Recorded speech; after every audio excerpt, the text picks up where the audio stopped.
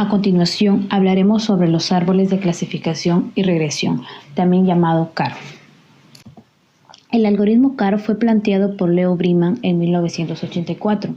Es una técnica de aprendizaje supervisado, quiere decir que le damos datos de entradas y datos de salida. También, esta técnica o método utiliza datos históricos para construir árboles de clasificación o de regresión, los cuales son usados para predecir nuevos datos. Usamos clasificación cuando nuestra variable objetivo es discreta y regresión cuando es continua. Los criterios de decisión son diferentes tanto para los árboles de clasificación como para los árboles de regresión. Ventajas. Su principal ventaja de este algoritmo CAR es su interpretabilidad, pues nos da un conjunto de reglas a partir de las cuales se pueden tomar decisiones. También es un algoritmo que no es demandante en poder de cómputo, comparado con procedimientos más sofisticados, y a pesar de ello, tiende a dar buenos resultados de predicción para muchos tipos de datos. Desventajas. Su principal desventaja de este algoritmo es que es considerado un tipo de clasificación débil, pues sus resultados pueden variar mucho dependiendo de la muestra de datos usados para entrenar un determinado modelo que se utiliza. Criterios de división. Para buscar las divisiones en los modelos CAR se utilizan 4 medidas de impureza distintas, las cuales dependen del tipo de variable. Para las variables categóricas se puede elegir Gini, binario o binario ordenado. Para los criterios continuos se utiliza el método de desviación mínima cuadrática en la búsqueda de la división. De estos 4 criterios, el más utilizado es el índice de Gini. Árboles de clasificación. Predicen categorías de objetos, donde las ramas representan un conjunto de decisiones. Las ramificaciones se generan en forma recursiva, quiere decir que se repite hasta que se cumplan ciertos criterios de parada en el árbol. Se clasifican las instancias desde el nodo raíz hacia las hojas, las cuales proveen la clasificación. También cada nodo especifica el test de cada atributo. Quiere decir que cada atributo representa una pregunta para un test determinado. En la construcción de árboles de clasificación es necesario una medida de impureza dentro de un nodo. ¿Cómo dividiremos las variables? Por ejemplo, tenemos el atributo ingresos. Si son menores a 80K, todos los valores se irían hacia la izquierda y si no lo son, se colocarán hacia la derecha. Tenemos el atributo tipo carro. Los valores de este atributo son deportivo, lujo y familiar. Como CAR es estrictamente binario, pues el nodo raíz solo tendría 2 nodos hijos, y por ello deportivo y lujo forman un solo nodo para el lado izquierdo y familiar otro nodo para el lado derecho. ¿Qué criterios utilizar para seleccionar la mejor división? Debe buscarse una función de división que asegure que la pureza en los nodos hijos sea la máxima. Una de las funciones más utilizadas es la denominada Gini, porque nos permite alcanzar un índice máximo de pureza. El índice de Gini tiene esta fórmula, en donde J representa la clase, T representa el nodo y P es la probabilidad. Entonces, en la parte de P, paréntesis J sobre T, nos dice cuál es la probabilidad de pertenecer a la clase J estando en el nodo T. Ahora vamos a ver el funcionamiento del algoritmo CAR en árboles de clasificación. Este será nuestro dataset con el que vamos a trabajar, el cual tiene los atributos ahorro, bienes e ingresos y la clase que es el riesgo crediticio. Se evaluará cada atributo para determinar cuál tiene el menor grado de impureza.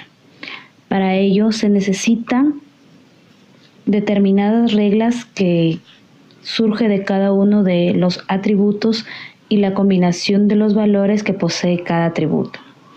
En el atributo ahorros tengo 3 valores que se repiten y son medium, low y high. De la misma manera para el atributo bienes e ingresos. Estas son las reglas que hemos podido sacar del dataset. ¿Y cómo lo hacemos? Como dijimos anteriormente, el algoritmo CAR es estrictamente binario, pues el algoritmo tiene que decidir si para la izquierda mandar los de ahorro bajos, pues para la derecha los demás, y son los de ahorros medios y altos. Otra regla sería para la izquierda los de ahorros medios y para la derecha los de ahorros bajos y altos, y así sucesivamente con el atributo bienes e ingresos. En conclusión, nos salieron 9 reglas que son candidatas para dividir. Evaluamos la regla número 1 y es tener como nodo hijo hacia la izquierda a low y como nodo hijo hacia la derecha a medium y a high. Vemos que en las instancias 2, 5 y 7 son de ahorros bajos y por tanto irían a la izquierda. ¿Y qué es lo que nos dan como riesgo crediticio? 2 bad y un good. Y para el lado derecho, las demás instancias, que son 1, 3, 4, 6 y 8, que nos dan como clase 4 good y un bad. Aquí hay una tabla resumen de la regla 1, evaluando el atributo ahorros. Tenemos como nodos hijos izquierdo a 3 instancias y como nodos hijos derecho a 5 instancias, pero de estas instancias nos dan su clasificación, good y bad. Del nodo izquierdo, que son 3 instancias, tenemos 1 es good y 2 son bad.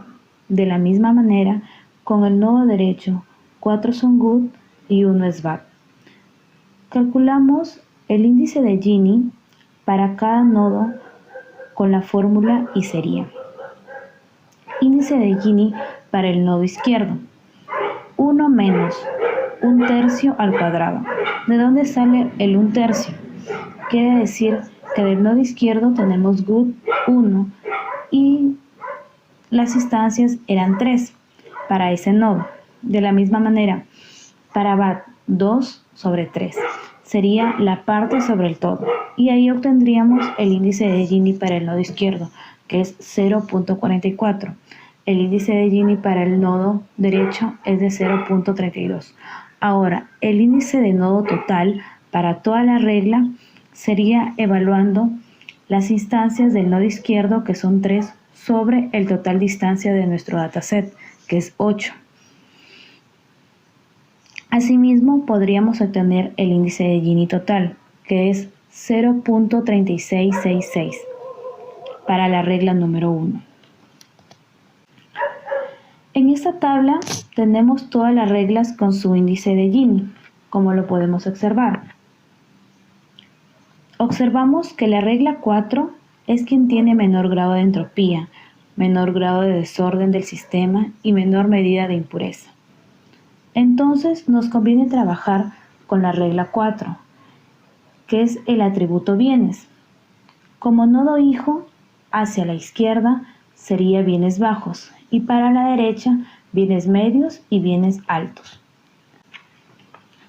Trabajamos con la regla 4, como ya lo dije. En el nodo raíz vamos a tener a todas las instancias. ¿Qué es lo que nos dice la regla 4? A la izquierda bienes bajos y a la derecha bienes medios y bienes altos. En el árbol, bienes bajos nos da un riesgo crediticio con las instancias 2 y 7, es decir, son homogéneos. Por lo tanto, ya no hay nada más que hacer y nada más lo que nos queda realizar es eliminar las instancias 2 y 7 por ser homogéneos. Del nodo derecho, sus instancias 1, 3, 4, 5, 6 y 8 no son homogéneos, debido a que todas son good, pero la instancia número 3 es bad, y por ello tenemos que seguir dividiendo ese nodo. Aquí tenemos nuestro dataset, eliminando ya las instancias 2 y 7 por ser homogéneas. Y tendríamos que seguir realizando determinadas reglas para seguir evaluando nuestro árbol. También en esta diapositiva tenemos a todas las reglas, eliminando la regla número 4, con la que hemos trabajado, por lo cual tenía el menor grado de entropía, el menor grado de impureza, la regla 4. Es por eso que ya la hemos trabajado y ya la hemos eliminado. Calculamos el índice de Gini ahora para las reglas restantes, para ver cuál de ellas tiene el menor grado de entropía, menor grado de impureza. Vemos que la regla 3 y 7 tienen el mismo valor. Se puede coger cualquiera de ellas. En este caso, hemos escogido la regla número 3, que es ahorros altos a la izquierda y a la derecha ahorros bajos y medios. Teníamos que seguir dividiendo las instancias 1, 3, 4, 5, 6 y 8.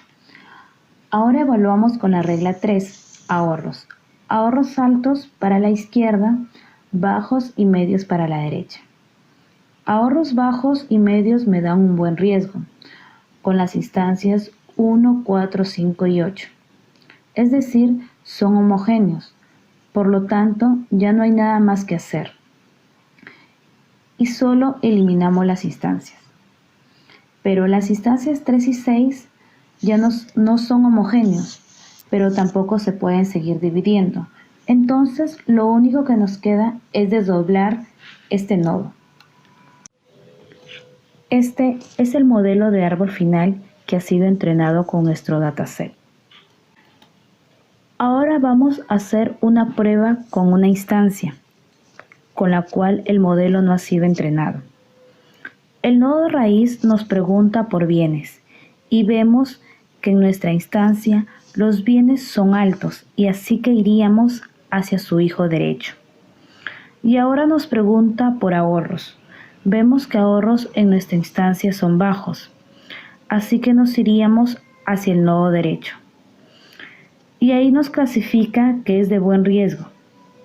Justo coincide con la clase de nuestra instancia, que es buen riesgo crediticiario. Contamos con un dataset que está constituido por los atributos panorama, humedad, viento y la variable objetivo, que es la cantidad de jugadores de golf.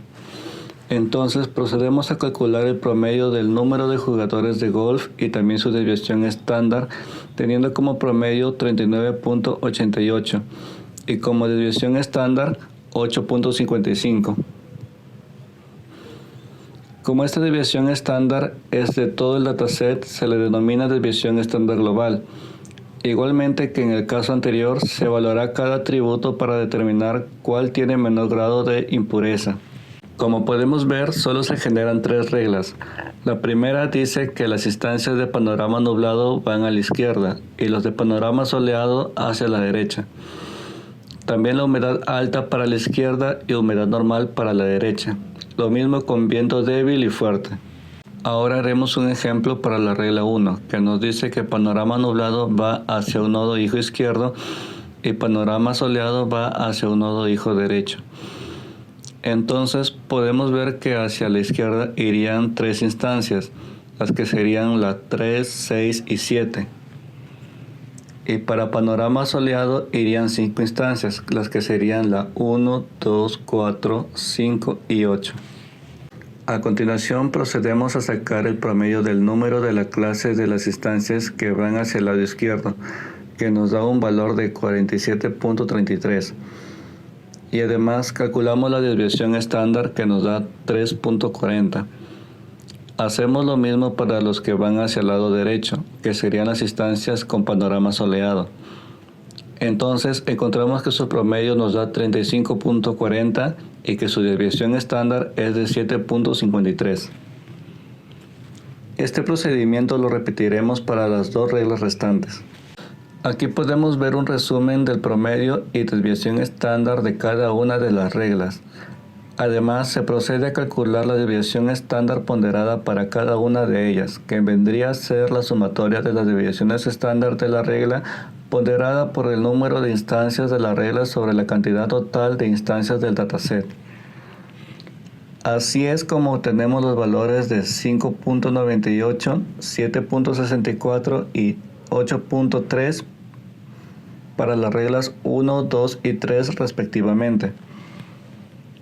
Para hallar la reducción de la desviación estándar de cada regla, se le resta a la desviación estándar global, que nos dio 8.55, la desviación estándar de cada regla respectivamente. A continuación presentamos un resumen con los valores de la reducción de la desviación estándar calculados anteriormente de cada regla y comparamos quién tiene el mayor valor. Podemos ver que Panorama de la regla 1 es la que tiene el mayor valor, con 2.57. Así elegimos esta regla para hacer la primera división. Primero fijaremos que haya un mínimo de 4 instancias a la hora de dividir. Esto es para evitar el sobreajuste del árbol, ya que este se volvería muy bueno para predecir los datos con los que fue entrenado, pero a la vez deficiente para otros nuevos datos. Por lo tanto, agrupamos las instancias 3, 6 y 7 con panorama nublado hacia la izquierda y calculamos su promedio del atributo clase, el cual nos da un valor de 46, que será el valor de predicción. Ya no seguiríamos dividiendo este nodo, pues quedan menos de 4 instancias. Y para el nodo hijo derecho agruparemos las instancias 1, 2, 4, 5 y 8. Como aquí aún tenemos más de 4 instancias, volvemos a repetir el procedimiento, esta vez sin tomar en cuenta las instancias que ya han sido clasificadas. Volvemos a calcular el promedio y la desviación estándar global, que nos da 7.53. Calculamos nuevamente la desviación estándar ponderada y la reducción de la desviación estándar de cada una de las reglas y observamos que la regla 2 del atributo humedad es la mejor candidata para dividir. Entonces agrupamos las instancias 1, 2 y 5 hacia el nodo hijo izquierdo con su promedio, que es 30. Y las instancias 4 y 8 las agrupamos hacia la derecha con su valor promedio 43. Es aquí que detenemos las divisiones, pues todos los nodos hoja tienen menos de 4 instancias. Ahora, como último paso, probaremos nuestro modelo de árbol con una instancia con la cual no ha sido entrenado. Empezando por el nodo raíz, nos pregunta por su panorama, para lo cual nuestra instancia tiene el valor de soleado, así que seguimos hacia el nodo derecho. Ahora nos pregunta por la humedad, para lo cual nuestra instancia tiene el valor normal. Y entonces nuestro modelo nos predice 43 jugadores de golf para nuestra instancia, lo cual es un valor muy cercano al real. A continuación veremos un ejemplo de cómo implementar CART en RStudio. Comenzamos por cargar las librerías que necesitaremos. Utilizaremos la librería RPAR, que es la que nos permitirá implementar el algoritmo CART. También usaremos Caret para poder dividir nuestro dataset en un conjunto de datos para entrenamiento y otro para realizar pruebas.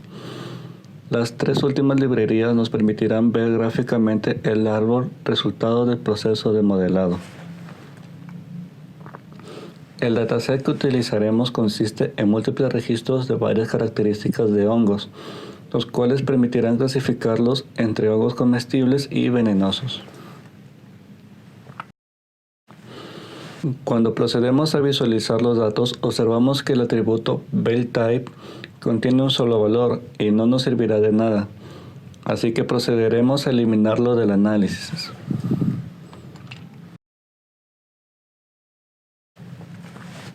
Ahora procederemos a separar los datos para entrenamiento y para pruebas.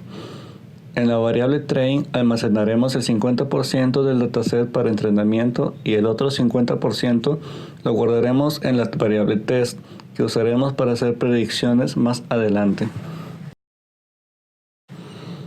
Fijamos una semilla de números pseudoaleatorios para poder replicar esta prueba más adelante. Ahora podemos usar la función RPART especificando la fórmula del modelo, los datos y los parámetros del método. A continuación le pasamos el atributo objetivo, que vendría a ser en nuestro dataset class. También le pasamos la data con la que va a ser entrenada, que sería train, y en parms por defecto RPART utiliza la impureza Gini para seleccionar splits al realizar la clasificación, pero también se puede usar la ganancia de información en su lugar. Esto se hace indicando information en lugar de Gini. También vemos min split, que es el número mínimo de observaciones que debe existir en un nodo para que se intente una división. El valor por defecto de min split en rpar es de 20. Y min bucket es el número mínimo de observaciones en cualquier nodo terminal. El valor por defecto de min bucket es la tercera parte del valor de min split, pero redondeado. El parámetro max depth indica el número máximo de divisiones que podrá tener el árbol. Su valor por defecto en rpar es de 30. También vemos el parámetro cp. cp es la complejidad de un árbol. La medida de la complejidad es una combinación del tamaño de un árbol y la capacidad del árbol para separar las clases de la variable objetivo. Si la siguiente mejor división en el crecimiento de un árbol no disminuye la complejidad general de un árbol en una cierta cantidad, rpar terminará el proceso de crecimiento. El valor por defecto de cp en rpar es de 0.01. Ajustar cp a una cantidad negativa nos asegura que el árbol esté completamente crecido.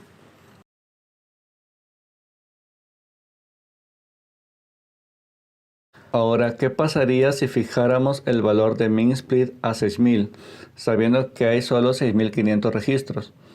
Entonces le estamos diciendo que el valor mínimo de instancias que debe haber es de 6000 para que intente una división. Entonces, como hay 6500 instancias, sí cumpliría con que sí hay más de 6000. Por lo tanto, sí efectuaría una división, pero solo una, ya que si intentara hacer más divisiones no cumpliría con el valor indicado en min split. Si ahora especificamos que min bucket sea 6000, al ejecutar este comando podemos ver que no realiza ninguna división. Se queda solo ahí debido a que le estamos especificando que los nodos hoja deben tener más de 6000 instancias. Pero ¿qué pasaría si modificamos min bucket como 3000? Con esto le estamos diciendo que cada nodo hoja debe tener como mínimo 3000 instancias.